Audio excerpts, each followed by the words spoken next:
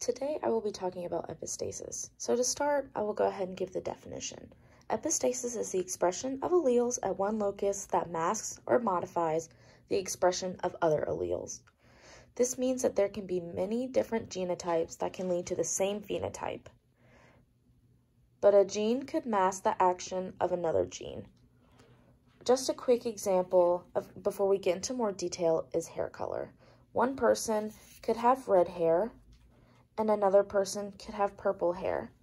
But if those genes come together, that could lead to someone that could have a little bit of hair or close to baldness. Before I begin going into further detail, there are a few different types of epistasis.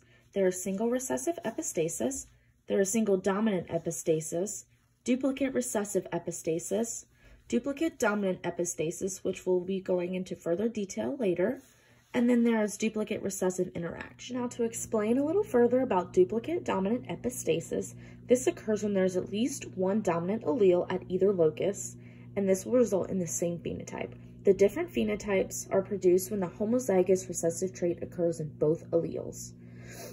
This type of epistasis will result in a 15-to-1 ratio, and I will explain a little bit more about this in further detail, but as you can see, the 9 plus 3 plus 3 equals 15, and then you're left with 1. So 15-to-1 ratio. As you can see, we are crossing two heterozygous elephants, both with a genotype big A, big B, little b. And then in this cross, there becomes 4 different genotypes that pop out. And then it'll be a 15-to-1 ratio, which means in the end, there will be about a 93.75% chance that an elephant will be a normal size and normal color, and then about a 6.25% chance that it'll be small and this elephant has a bigger chance of being normal size and color because, as you can see in this cross, there is only 1 square out of 16, which would result in the purple and small elephant. Here is a pathway of the alleles. As you can see, there cannot be both a little a, and a little b, or else it will result in a small purple elephant.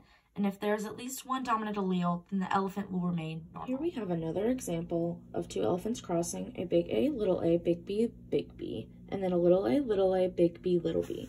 And as you can see, this is not an example of duplicate dominant epistasis because there's only 2 different genotypes, and both lead to the normal type of elephant and normal color. This cross does not give any small purple elephants in this cross, because there are no little a, little b, little b's on this Punnett square at all.